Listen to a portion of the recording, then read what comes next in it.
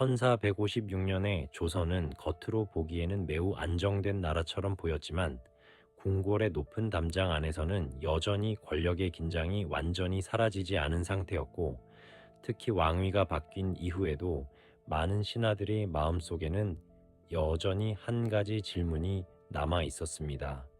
그 질문은 단순한 정치적 의문이 아니라 나라의 정통성과 왕권의 정당성에 대한 근본적인 문제였으며, 그 중심에는 한 명의 어린 왕이 있었습니다. 그 왕의 이름은 단종.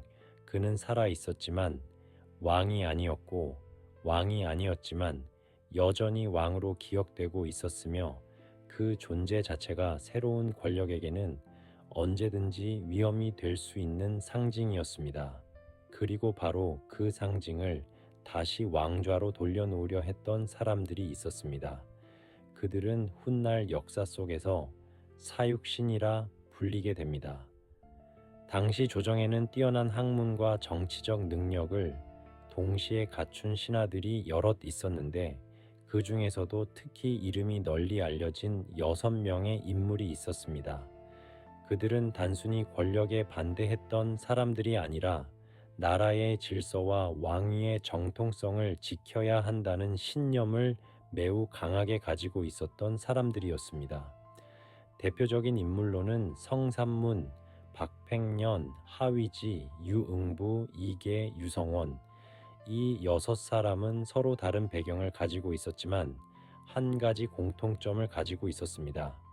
그들은 모두 왕을 바꾸는 것이 아니라 왕을 지켜야 한다고 믿고 있었습니다.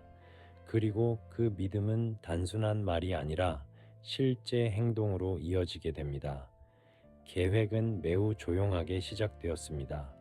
낮에는 아무 일도 없는 것처럼 행동했고, 밤이 되면 서로의 집을 찾아가 작은 목소리로 이야기를 나누었으며, 편지를 쓸 때에도 혹시라도 누군가에게 들킬 수 있다는 생각 때문에 문장을 여러 번 고쳐 쓰는 모습을 반복했습니다. 그들의 목표는 단순했습니다. 단종을 다시 왕으로 세우는 것. 하지만 그 목표를 이루기 위해서는 단 하나의 조건이 필요했습니다. 지금 왕을 제거해야 한다는 조건. 그것은 단순한 정치적 행동이 아니라 목숨을 걸어야 하는 선택이었습니다. 그들은 이미 알고 있었습니다. 이 계획이 실패하면 자신들의 목숨뿐 아니라 가족과 친척들까지 위험해질 수 있다는 사실을. 그럼에도 불구하고 그들은 멈추지 않았습니다. 모든 계획은 완벽해 보였습니다.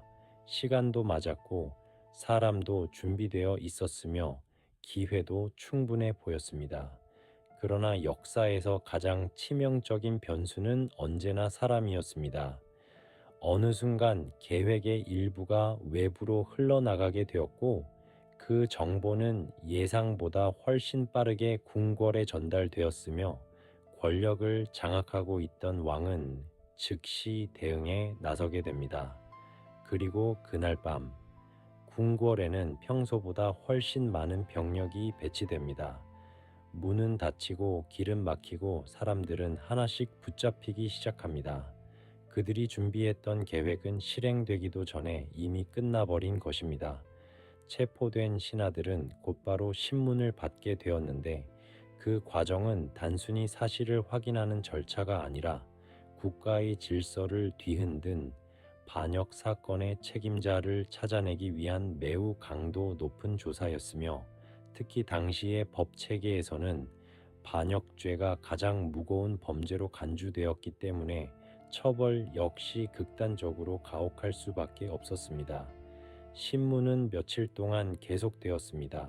잠을 재우지 않는 밤이 이어졌고, 질문은 반복되었으며 대답은 점점 짧아졌습니다. 하지만 놀랍게도 그들은 끝까지 같은 말을 반복했습니다. 자신들이 한 행동은 반역이 아니라 충성이라는 말. 결국 판결이 내려집니다. 그 죄목은 반역, 그리고 형벌은 사형. 처형이 이루어진 날, 많은 사람들이 그 장면을 지켜보았다고 기록되어 있으며, 그 기록 속에는 단순한 형벌의 과정뿐 아니라 당시 사람들의 감정이 어떻게 움직였는지를 보여주는 여러 단서들이 남아 있습니다. 특히 마지막 순간에 그들이 남긴 말은 지금까지도 역사 속에서 반복됩니다. 왕을 위해 죽는 것은 부끄러운 일이 아니라는 말. 그 말은 단순한 개인의 신념이 아니라 조선이라는 나라가 어떤 가치 위에 세워졌는지를 보여주는 상징적인 문장이 되었습니다. 시간이 흐르면서 사람들의 평가도 바뀌기 시작합니다. 처음에는 반역자로 기록되었던 그들이 후대에 들어서는 충신으로 기억되기 시작한 것입니다. 특히 조선 후기에는 그들의 이름을 기리는 사당이 세워지고 그들의 충성을 기리는 글이 남겨지게 됩니다. 이 변화는 단순한 명예회복이 아니라 역사가 한 사건을 바라보는 시각이 시간에 따라 얼마나 달라질 수 있는지를 보여주는 대표적인 사례가 됩니다. 지금 우리가 이 사건을 다시 바라볼 때 가장 중요한 질문은 단순히 그들이 옳았는지 틀렸는지를 판단하는 것이 아니라 그들이 왜 그런 선택을 할 수밖에 없었는지를 이해하는 것입니다. 그들은 권력을 원하지 않았습니다. 그들은 나라를 바꾸려 하지도 않았습니다. 그들은 단지 왕을 지키려 했을 뿐입니다.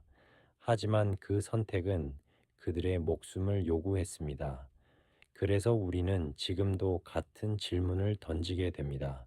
그들의 행동은 충성이었을까? 아니면 반란이었을까?